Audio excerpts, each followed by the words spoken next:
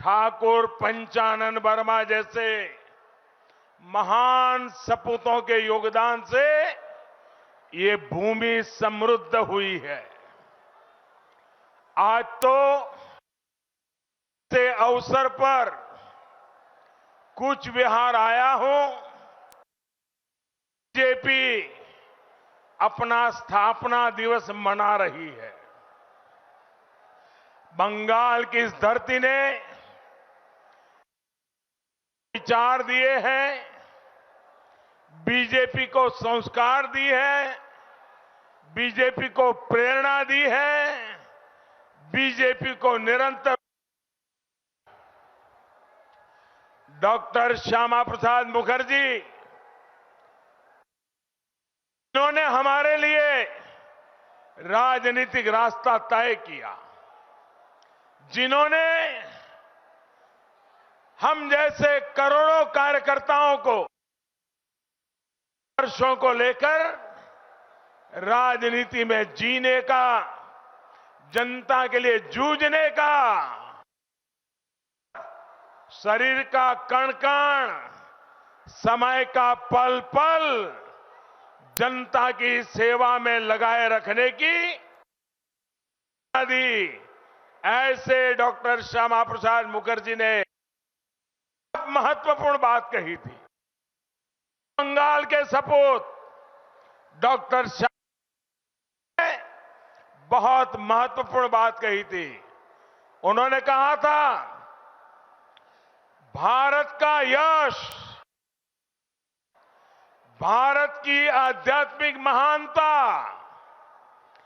भारत का सत्य और आत्म के विचार, भारत में पनपी मानवता की सेवा की भावना और भारत के जन जन का सर्वोच्च शक्ति की विराटता में विश्वास से आगे बढ़ने का बातें जो देश को आगे ले जाएगी। आज इसी प्रेरणा से देश की कोटि को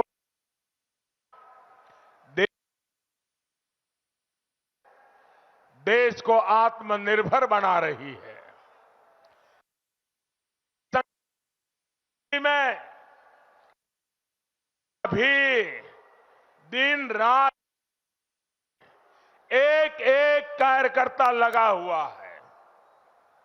भाइयों बहनों, मुझे यहां आने में देरी हुई। देरी इसलिए नहीं हुई कि मेरा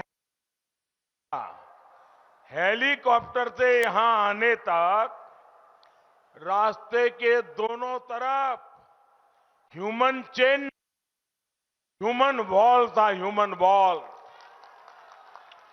जितने लोग यहां हैं, उससे ज्यादा लोग पूरे रास्ते भर, उसमें भी माताएं बहनें इतनी बड़ी तादाद में आशीर्वाद दे रही थी। भाइयों बहनों, आज 2 मई को जब ये चुनाव के नतीजे आएंगे, 2 मई को बंगाल में बीजेपी सरकार बनने के बाद यहां भी विकास का, प्रगति का अभियान और तेज किया जाएगा। बीते 2 चरणों के मतदान में दीदी का जाना तय हो चुका है। पिछले 2 चरणों में बड़ी संख्या में लोग अपने घरों से बाहर निकले हैं। लंबी लंबी लाइनें लगाकर बीजेपी के पक्ष में वोट दिया है। आज भी बहुत अच्छी वोटिंग की खबरें आ रही है। बंगाल में बीजेपी की ऐसी लहर चल रही है, ऐसी लहर चल रही है जिसने दीदी के गुंडों, दीदी के भय को किनारे लगा दिया है। साथियों, मैंने सुना कि दीदी इन दिनों एक सवाल पूछ रही है। आपने भी सुना होगा, दीदी एक सवाल पूछ रही है कि क्या बीजेपी भगवान है, जो उसे पता चल गया है कि पहले 2 चरणों में बीजेपी की बड़ी जीत मिल रही है। आदरणीय दीदी, ओ दीदी,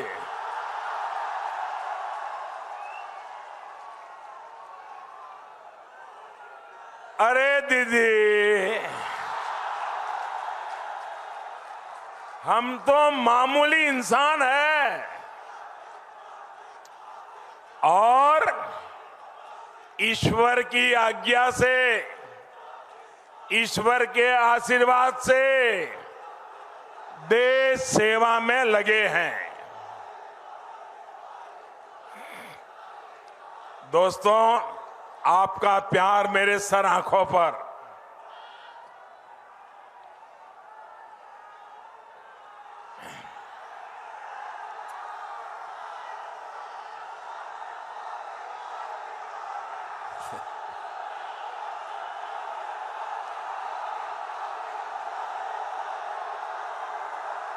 मैं आपके इस प्यार को कभी भूल नहीं पाऊंगा। दोस्तों, आपके आशीर्वाद मेरे लिए बहुत बड़ी ताकत है। ये जो आप प्यार दे रहे हैं ना, आप जो प्यार दे रहे हैं, 2 मई के बाद बीजेपी सरकार बनने के बाद मैं ये प्यार ब्याज समेत इस इलाके का विकास करके लौटाऊंगा।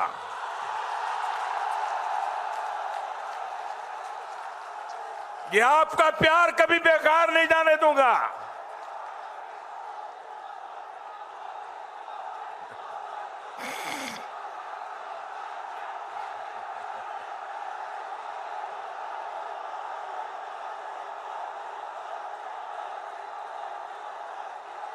भारत माता की।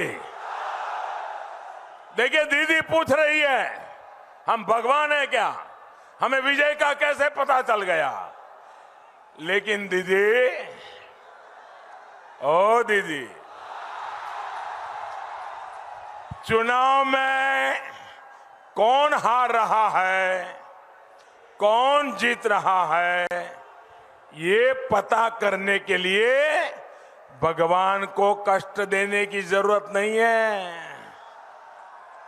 ये जो जनता जनार्दन है ना, वो ही भगवान का रूप होती है।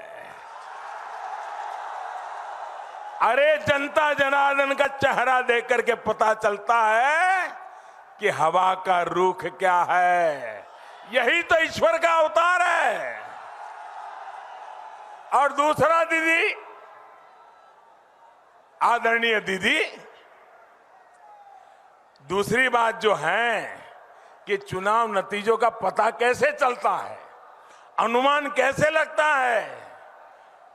एक तो आपका गुस्सा, आपकी नाराजगी, आपका व्यवहार, आपकी वाणी, इन सब को देखकर एक बच्चा भी बता सकता है कि दीदी, टीएमसी,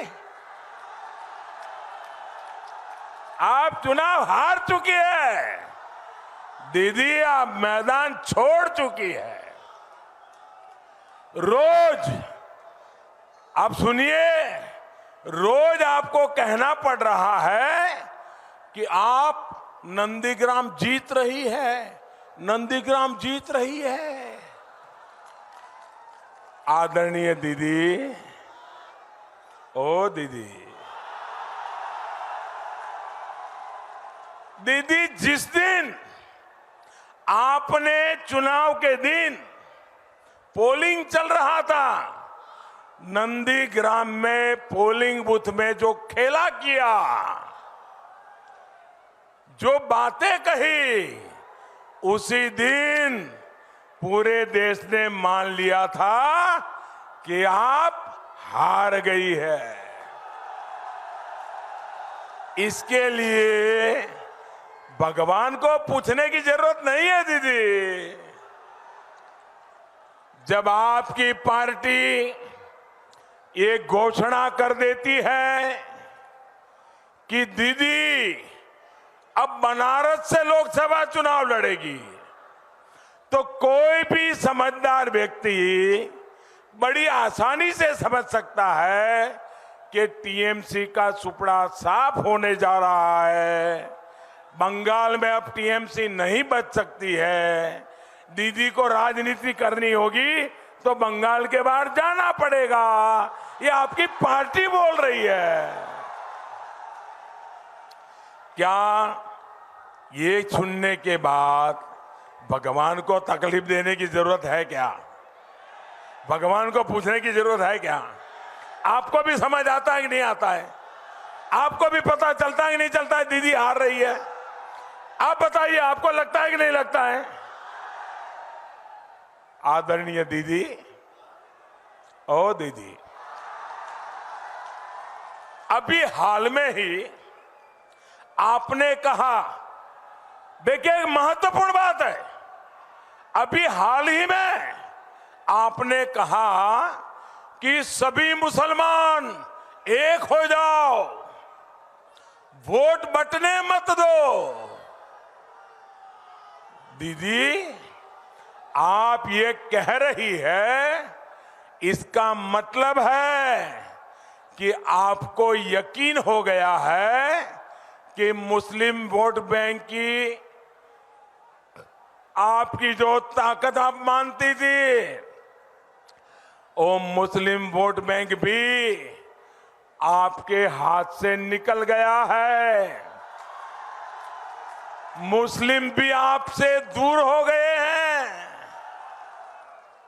आपको पब्लिकली ऐसा कहना पड़ रहा है, इसी से पता चलता है कि आप इलेक्शन हार गई है। आदरणीय दीदी, ओ दीदी,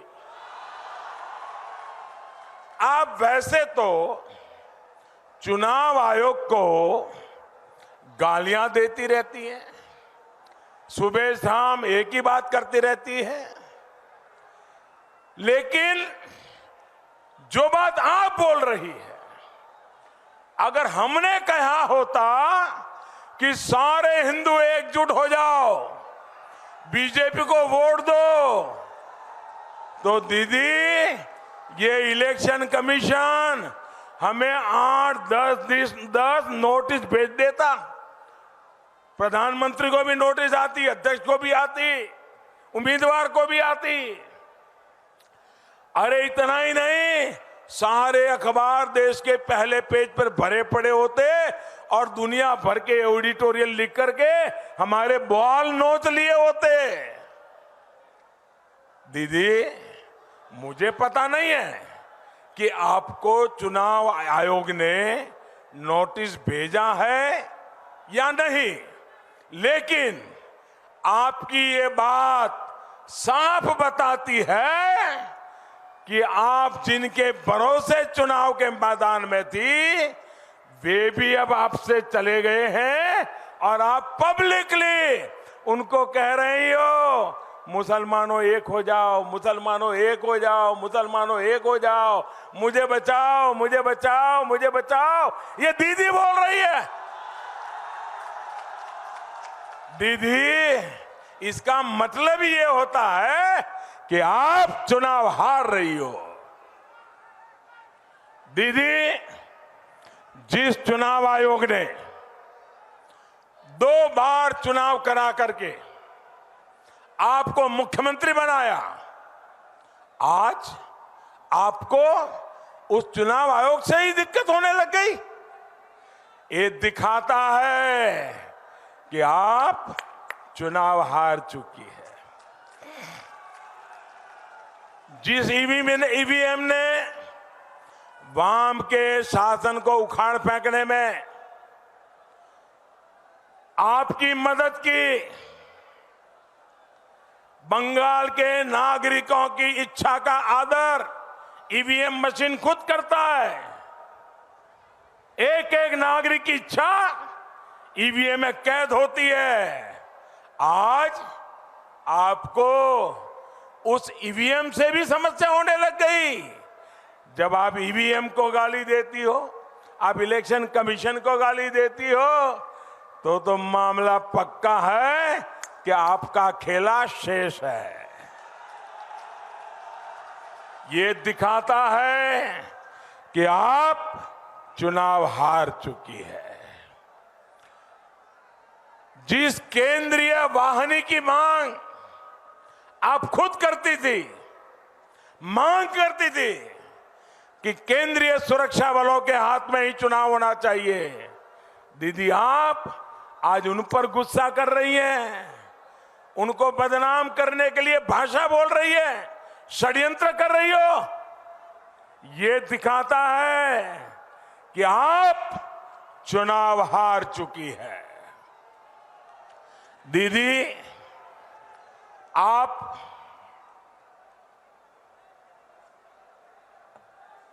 एक राज्य की सीएम है। 2 फेज का चुनाव हो चुका है। बहुत शांतिपूर्ण मतदान हुआ। करीब करीब 80% से ज्यादा वोट पड़े।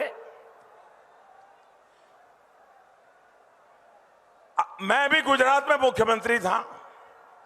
इतना अगर वोटिंग होता है, शांतिपूर्ण होता है, तो सीएम के नाते मैं गर्व से कहता हूं कि देखिए मेरे राज्य में शांतिपूर्ण मतदान हुआ, मेरे राज्य में इतना ज्यादा मतदान हुआ, मैं गर्व करता था। दीदी यहां शांतिपूर्ण मतदान हो रहा है, 80% से लोग ज्यादा मतदान करने जा रहे हैं और आप परेशान हो, आप गर्व नहीं कर रहे हो। यही बताता है दीदी कि आप चुनाव हार रही हो। साथियों, बीजेपी की रैली में भारी संख्या में लोग आ रहे हैं, दिखता है साहब।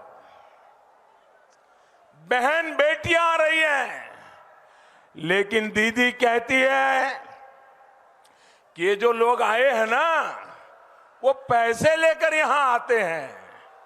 मुझे बताइए भाई, क्या आप पैसे लेकर के यहां आए हैं क्या? जोर से बोलिए, पैसे लेकर के आए हैं क्या? पैसे लेकर के आए हैं क्या?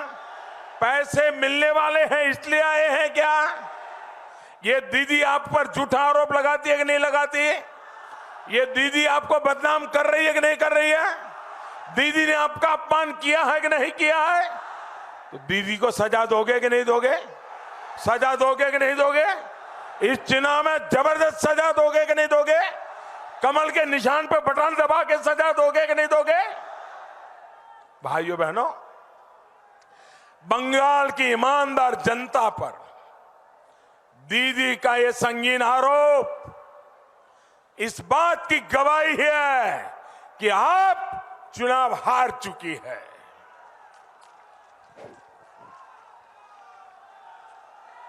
दीदी को तिलक लगाने वालों से दिक्कत है, भगवा वस्त्र धारण करने वालों से समस्या है। ये दिखाता है दीदी जमीन खिसक चुकी है, आपका हारना तय है। दीदी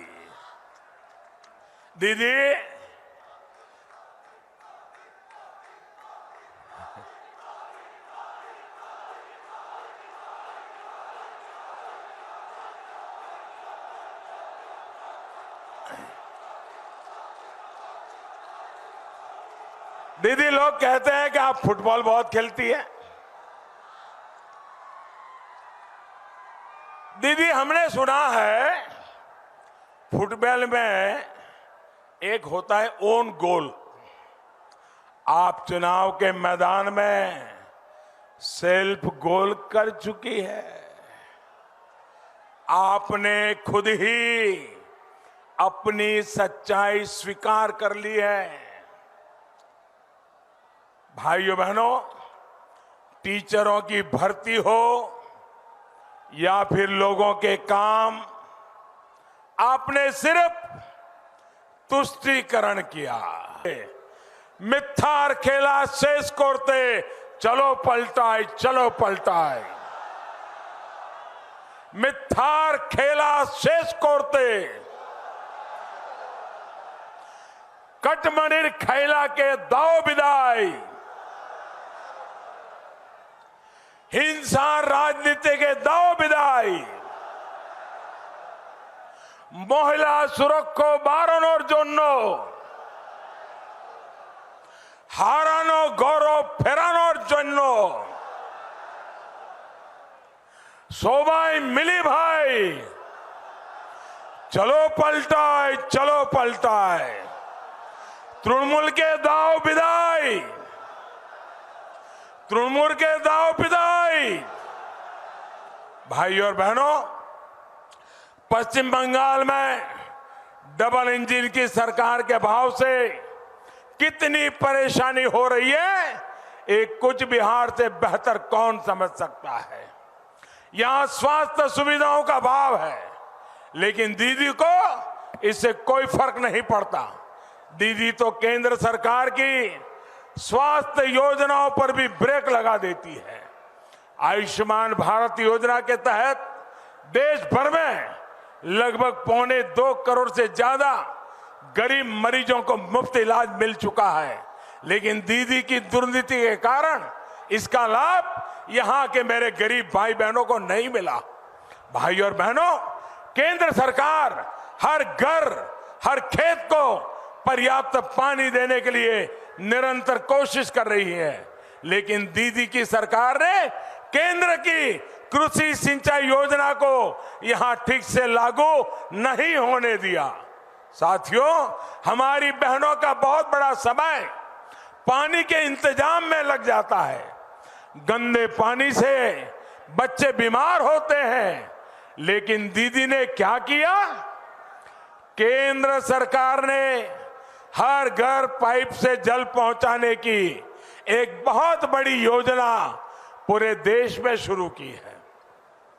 अभी तक देश भर में 4 करोड़ से ज्यादा परिवारों को नल कनेक्शन दिए जा चुके हैं, लेकिन पश्चिम बंगाल में नल से पानी पहुंचाने के लिए जो करोड़ों रुपए भेजे थे, वो भी दीदी तिजोरी में रख करके बैठ गई।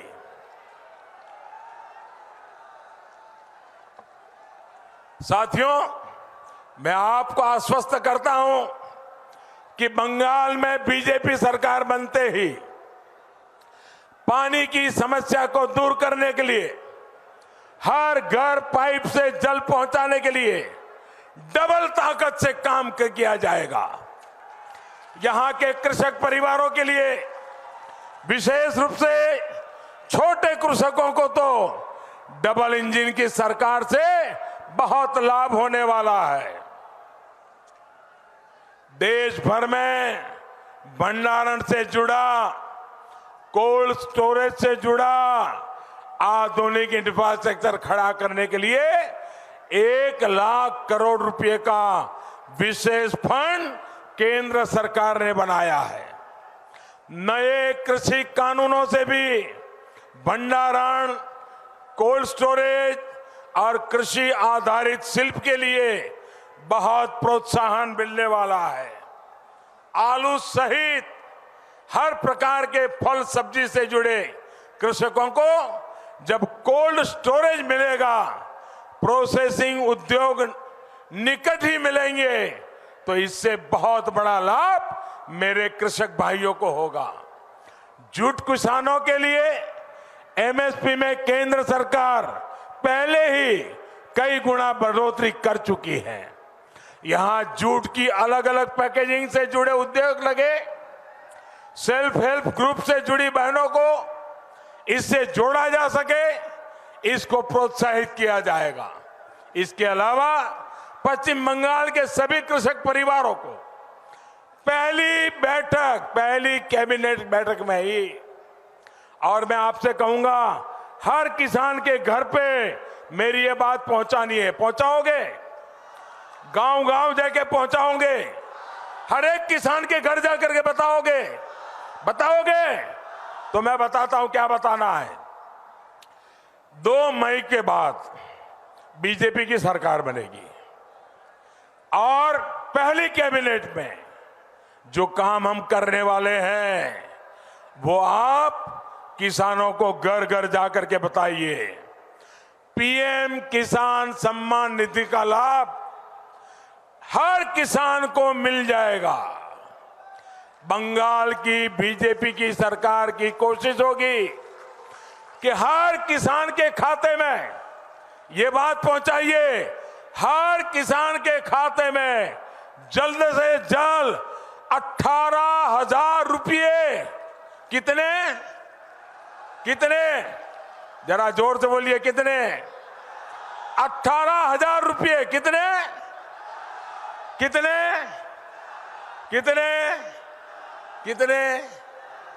18,000 रुपये सीधे किसान के बैंक खाते में जमा हो जाएंगे। ये किसानों को जाकर के बताइए दोस्तों। चाय बागान में काम करने वाले श्रमिकों के लिए इस बजट में 1,000 करोड़ रुपए की विशेष योजना का भी ऐलान किया गया है। इसका लाभ इस क्षेत्र के भाई और बहनों को मिलेगा।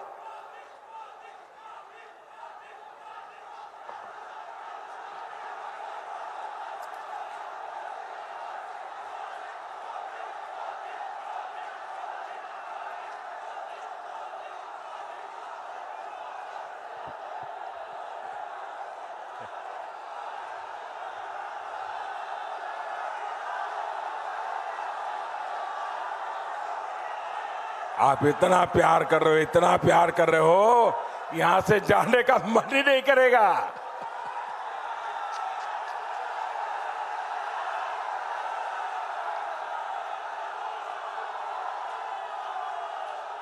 साथियों, मुझे कुछ लोगों ने बताया कि दीदी आजकल लोगों को धमकी दे रही है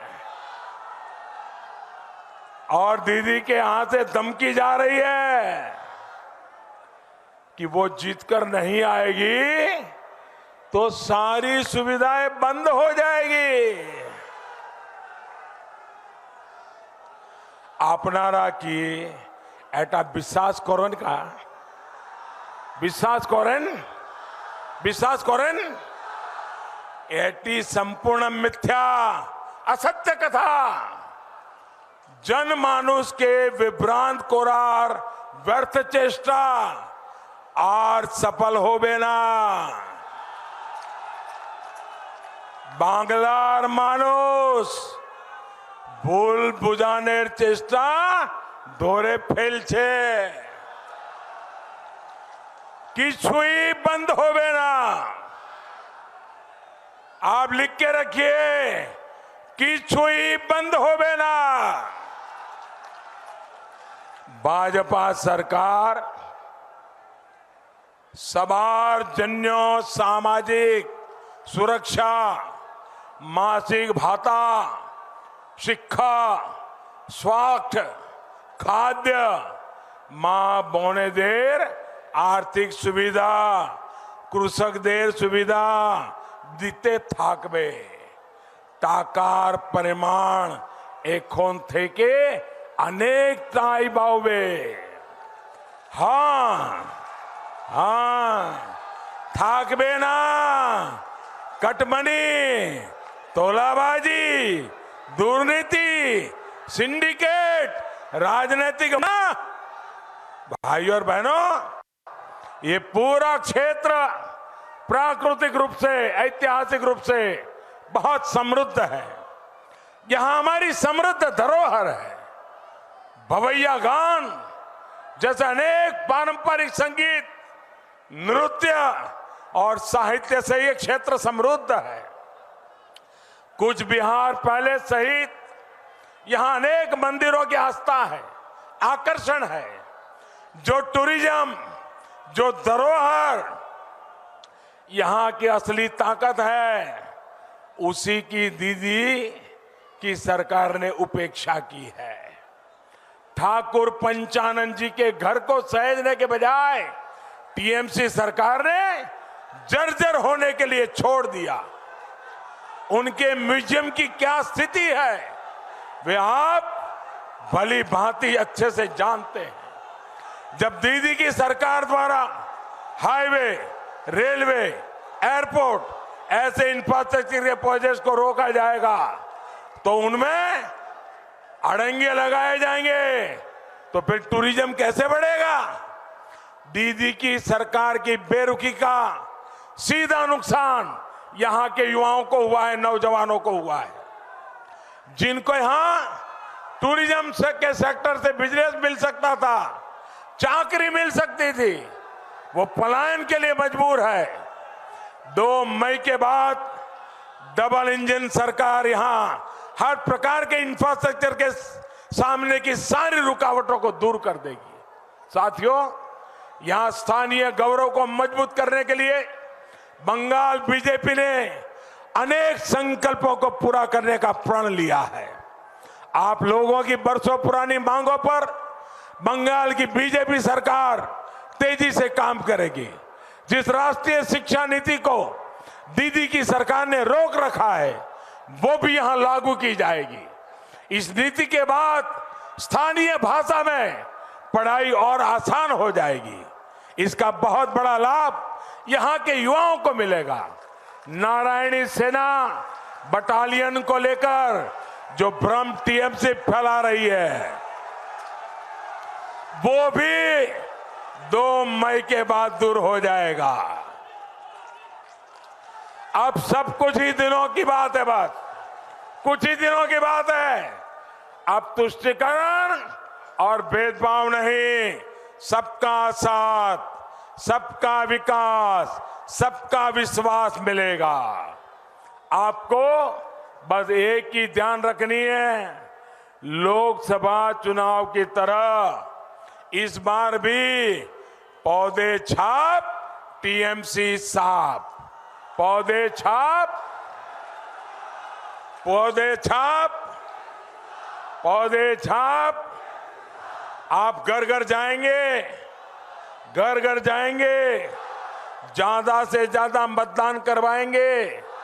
पूरे राज्य में 1 नंबर का मतदान आपका होगा, पूरी ताकत से होगा। लोगों को घर से ले जाओगे, लोगों को समझाओगे। दीदी के गुंडे आ जाए तो भी जाओगे, पक्का जाओगे। बहुत बहुत धन्यवाद। मेरे साथ पूरी ताकत से बोलिए, भारत माता की, भारत माता की, भारत माता की। बहुत बहुत धन्यवाद दोस्तों।